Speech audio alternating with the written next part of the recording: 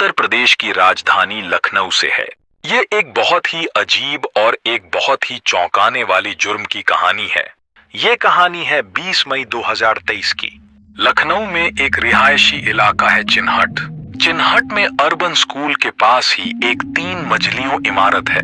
इसी 3 मंजिलियों इमारत के एक मकान से दोपहर के वक्त एक महिला के चीखने चिल्लाने की आवाज सुनाई दे रही थी। आसपास में दूसरे मकान भी है और जिस मकान से महिला के चीखने चिल्लाने की आवाज सुनाई दे रही थी, उसी इमारत के दूसरे फ्लोर पर एक और परिवार रहता है। उस परिवार की एक महिला अपने बच्चों को स्कूल से पिक करने उसी वक्त जा रही थी और उसके कानों में भी वो चीखने की आवाज पड़ी। आवाज सुनकर वो रुक गई, लेकिन कुछ सेकंड के बाद उसे लगा शायद ये टीवी की आवाज है। ऐसा उस महिला को फील हुआ और वो अपने बच्चों को लेने के लिए स्कूल चली गई। कहने का मतलब ये कि एक महिला के चीखने की आवाज दूसरी महिला के कानों में पड़ी थी, लेकिन दूसरी महिला ने उस आवाज को इग्नोर कर दिया और अपने बच्चों को स्कूल से पिक करने चली गई।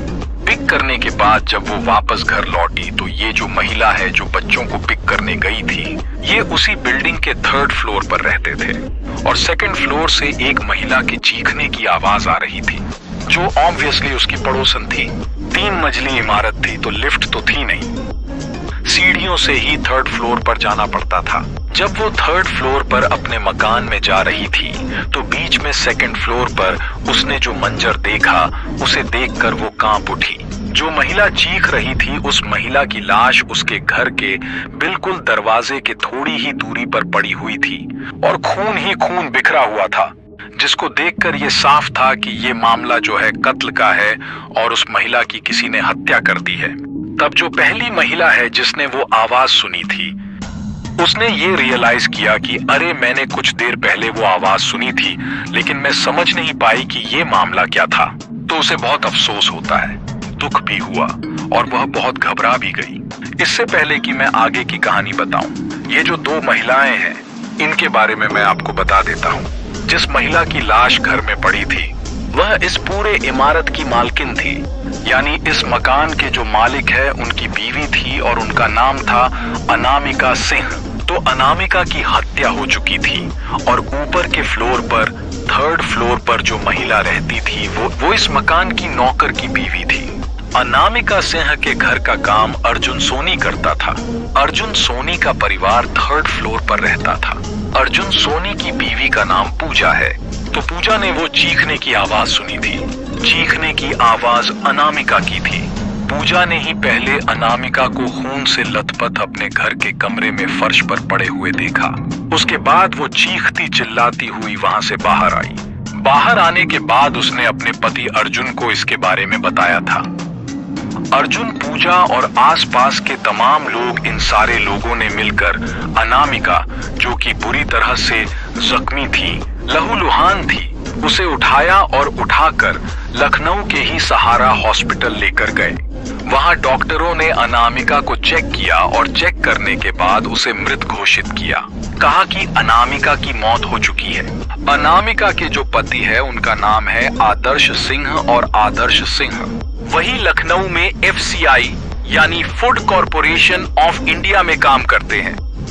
तो अर्जुन ने अनामिका की मौत के बारे में और उसे अस्पताल में ले जाने के बारे में उनके पति आदर्श सिंह को जानकारी दी और आदर्श भी जो है वो दौड़ते भागते ये खबर सुनकर अपने घर पहुंचे, हॉस्पिटल पहुंचे और उन्होंने देखा कि वाकई उनकी बीवी अनामिका की मौत हो चुकी है।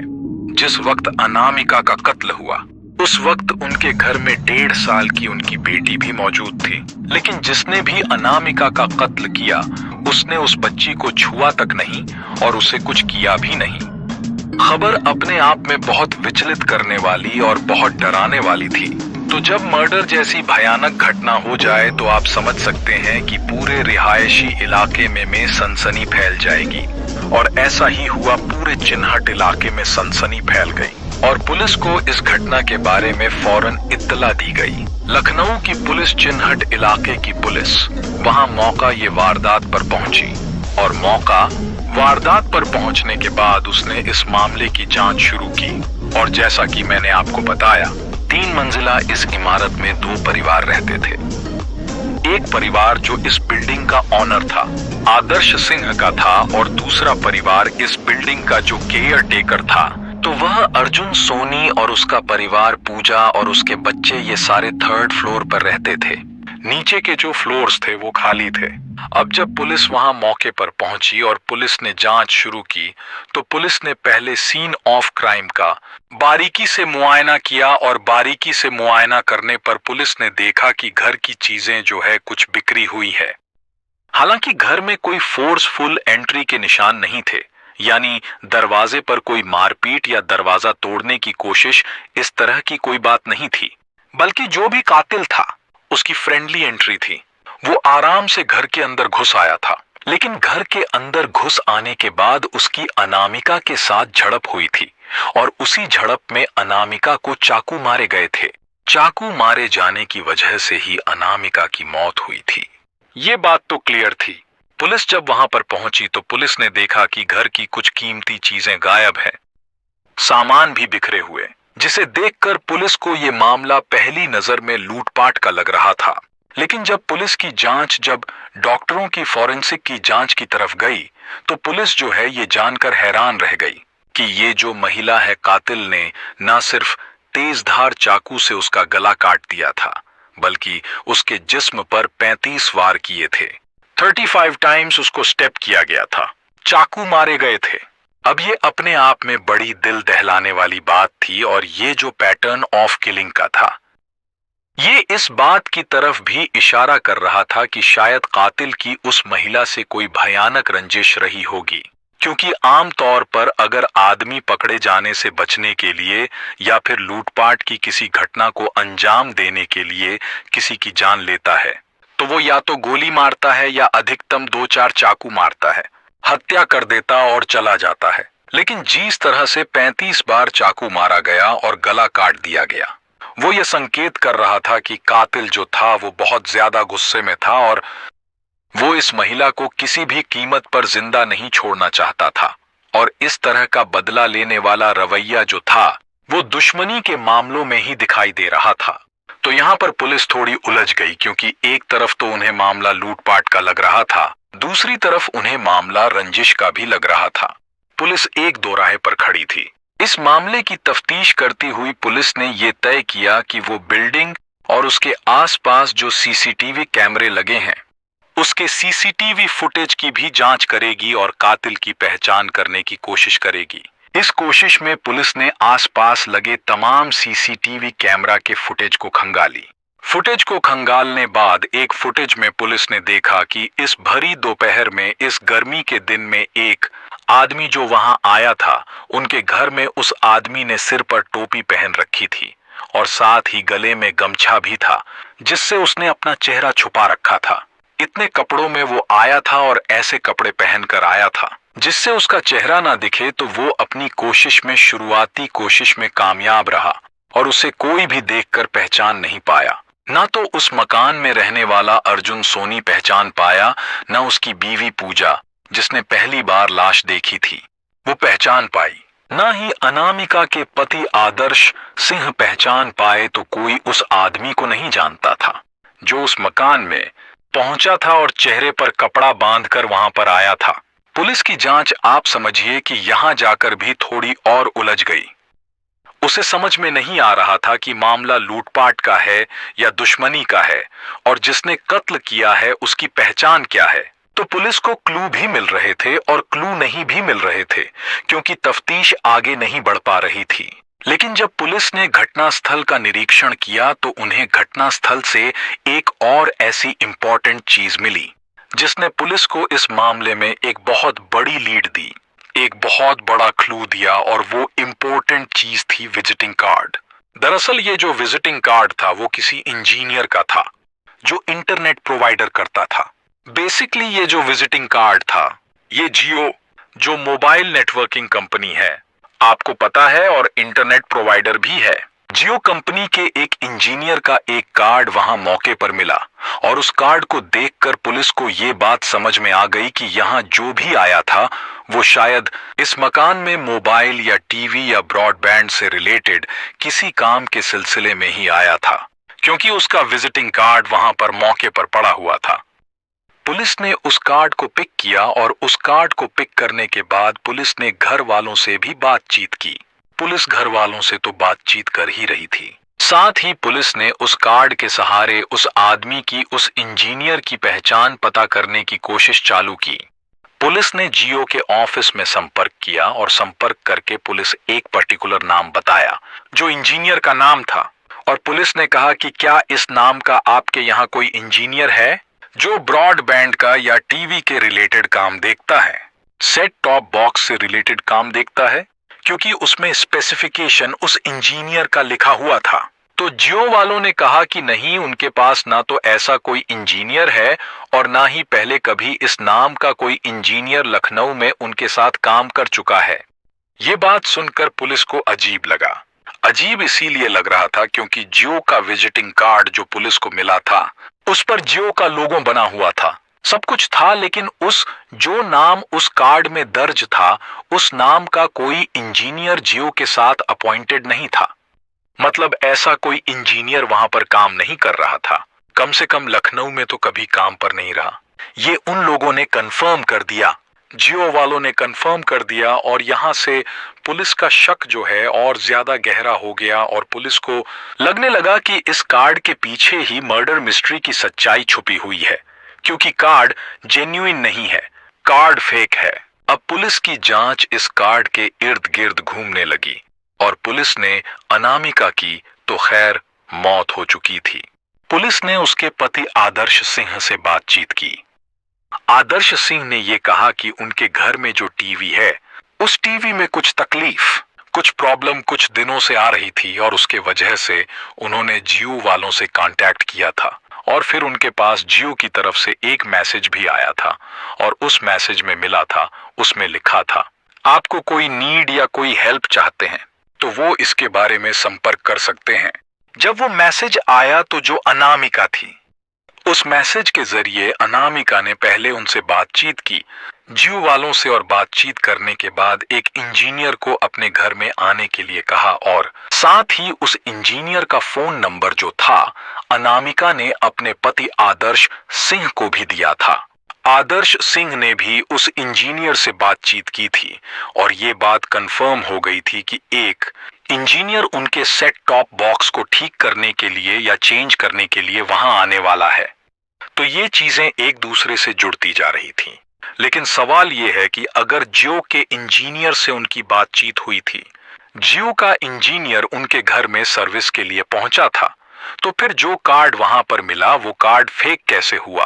और जियो वालों से खुद जब उसके पति आदर्श ने बात की थी, अनामिका ने भी बात की थी, तो फिर वो कार्ड नकली कैसे हुआ? ये जो बातें थी या सवाल थे पुलिस को थोड़ा उलझा रही थी, पुलिस को परेशान कर रही थी।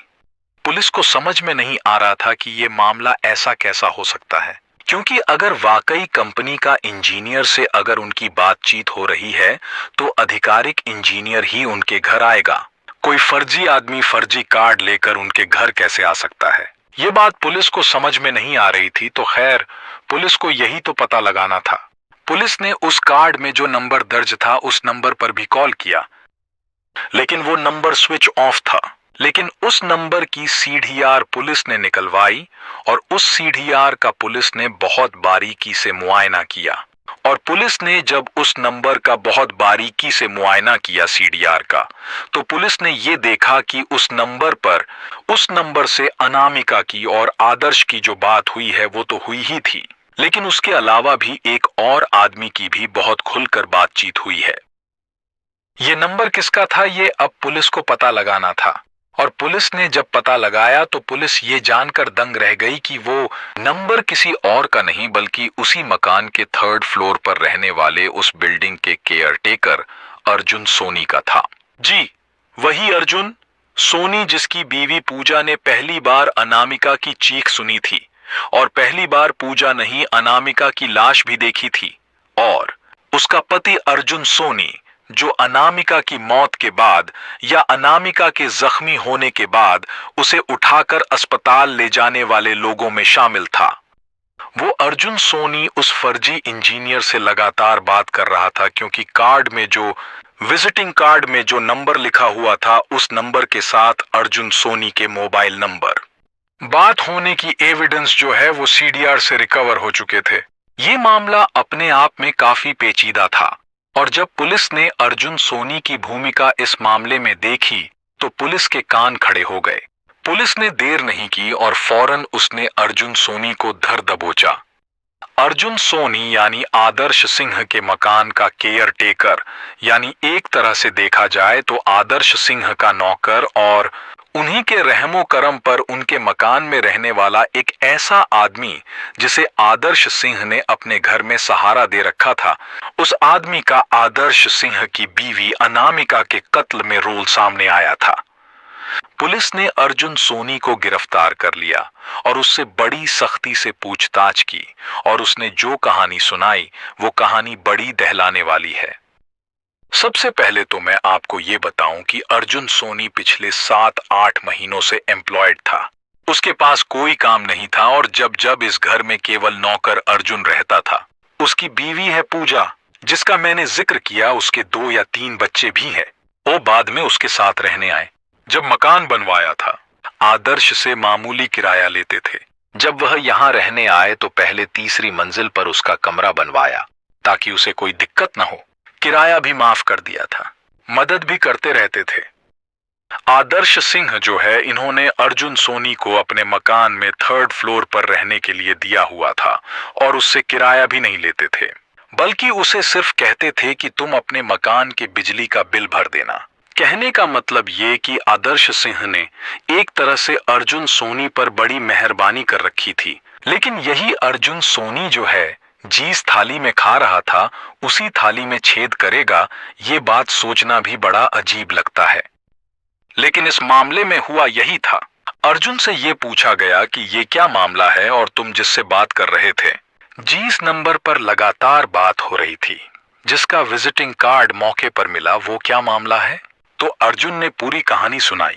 इस कत्ल की साजिश अर्जुन ने नहीं रची थी, बल्कि अर्जुन के साथ एक और शख्स था जो अर्जुन के साथ इस मर्डर में शामिल था, और वो आदमी जो है उसने प्लान बनाया था और प्लान करने के बाद इन दोनों ने मिलकर अनामिका की हत्या की थी।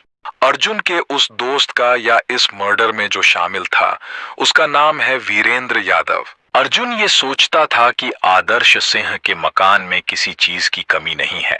रुपए, पैसे, धन, दौलत सब कुछ है और वो बेरोजगारी के दौर से गुजर रहा है।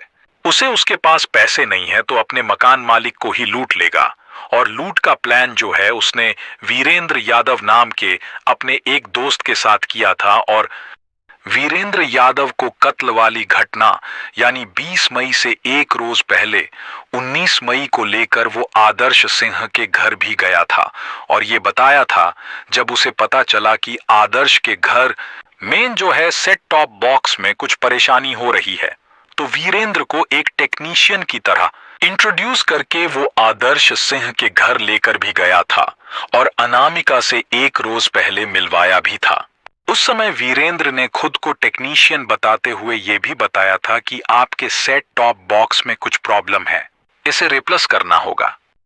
उसमें अपने आप को जियो का कर्मचारी बताया था और ये कहा था कि मैं आप लोगों की मदद कर दूंगा। इन्होंने अपराध प्लान के तहत किया। दरअसल एक एसएमएस जियो की तरफ से यानी एक अननोन नंबर की तरफ से ये बताते हुए कि ये जियो की तरफ से सर्विस के लिए एसएमएस है, यानी जो एसएमएस जियो की तरफ से नहीं आया था बल्कि इन्होंने भेजा था।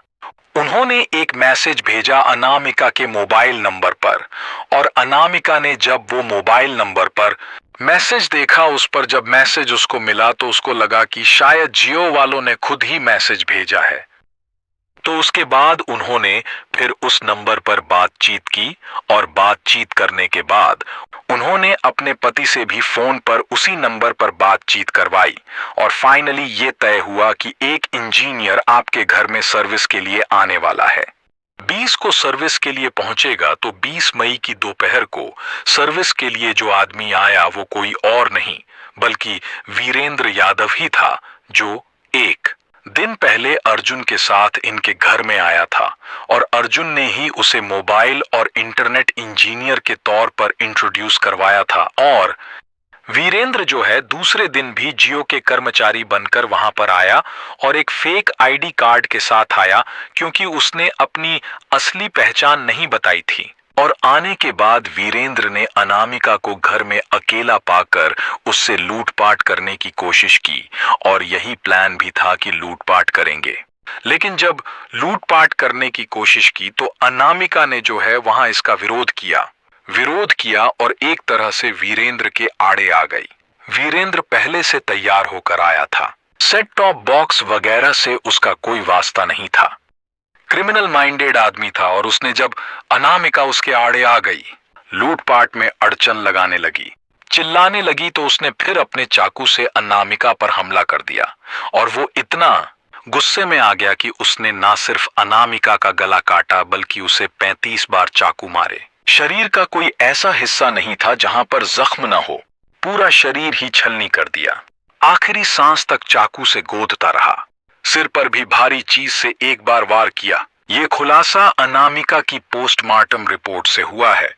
गर्दन, चेहरे व सिर पर ही 15 वार हैं। शरीर के बाकी हिस्सों पर जख्म के 18 निशान हैं। इस तरह से अनामिका की हत्या कर दी और हत्या करने के बाद वीरेंद्र यादव मौका ये वारदात से भाग निकला। भागने के बाद उसने बकायदा अर्जुन सोनी को उसने फोन कर ये भी बताया कि उसने अनामिका की हत्या कर दी है। लेकिन अर्जुन जो है वो चुप्पी साधे रहा, उसमें कोई रिएक्शन नहीं दिया। पूछताछ के दौरान वीरेंद्र का अजीब रवैया सामने आया। उसको किसी तरह का अफसोस नहीं, बीच बीच में बोलता रहा कि मरना एक दिन सबको है, मुझे पैसों की जरूरत थी, या तो मैं अपनी किडनी बेचता या लूट करता। लूट करना आसान था इसलिए ऐसा किया। एक तरह से वह साइको किलर की बातचीत कर रहा था। उसने ये भी बताया कि कंपनी का कर्मचारी बनकर मास्क टोपी लगाकर वहां जाने की सोच एक वेब सीरीज से आई। उसी तरह से वारदात को अंजाम दिया। उन्होंने पूछताछ में ये भी बताया कि अर्जुन और वीरेंद्र ने करीब 1 महीने पहले साजिश रची थी, जिसके बाद दोनों ने चिन्हट में स्थित एक दुकान से चाकू खरीदा था। वीरेंद्र ने निशांतगंज से फर्जी आईडी बनवाई थी। पुलिस की पूछताछ में वीरेंद्र ने बताया कि 15 मई से लगातार दोनों वारदात को अंजाम देने की फिराक में थे, लेकिन मौका नहीं मिल पा रहा था। 20 मई को मौका मिला। बाद में जब अर्जुन की बीवी पूजा ने खुद ही अनामिका की डेथ बॉडी देखी और उसके बाद उसने अर्जुन को बताया, तो फिर अर्जुन जो है हरकत में आया और कुछ ऐसे ड्रामा करने लगा जैसे अरे ये क्या हो गया। उसने तो सोचा भी नहीं था कि ऐसी घटना हो सकती है। फिर वो अपनी बीवी पूजा के साथ मिलकर अनामिका की लाश को, या यूं कहें कि जख्मी अनामिका को उठाकर हॉस्पिटल लेकर गया और उसके बाद से अर्जुन जो है वो लगातार ड्रामा कर रहा था। उसकी जो ये करतूत है वो शायद कभी पकड़ी नहीं जाती। अगर जियो का वो फेक विजिटिंग कार्ड वहां मौका ये वारदात पर नहीं मिला होता और विजिटिंग कार्ड में वीरेंद्र यादव का वो नंबर दर्ज नहीं होता। जैसा कि आप जानते हैं कि क्रिमिनल चाहे जितना भी शातिर हो, कातिल चाहे जितना भी चालाक हो, वो कोई ना कोई गलती जरूर कर जाता है। इस मामले में उन्होंने ये गलती की और मोबाइल नंबर के जरिए उनकी पोल खुल गई। उन्होंने इस लूट को अंजाम देने के लिए न सिर्फ जियो के इंजीनियर की तरह अपने आप को पेश किया, लेकिन लाख कोशिश करने के बावजूद आखिरकार उनकी पोल खुल गई। और जब कहानी सामने आई तो ये कहानी सुनकर लोग हैरत में पड़ गए। पुलिस ने 24 घंटे में इस हत्या का पर्दाफाश कर दिया था। अहम बात यह थी कि अर्जुन सोनी 2.5 साल से आदर्श के घर पर रह रहा था। उसका पुलिस वेरिफिकेशन नहीं कराया गया। इसमें भी लापरवाही बरती। नौकरों और घर में काम करने वालों पर आंख मूंद कर विश्वास नहीं करना चाहिए। उनकी पृष्ठभूमि की जांच करना जरूरी है। घर में सुरक्षा उपायों जैसे सीसीटीवी कैमरा और दरवाजे पर वीडियो डोरबेल लगाने से अतिरिक्त सुरक्षा प्राप्त की जा सकती है। डिजिटल और टेक्स्ट संदेशों से मिलने वाली जानकारी को वेरीफाइड करना चाहिए, विशेषकर जब कोई अज्ञात व्यक्ति संपर्क करता है।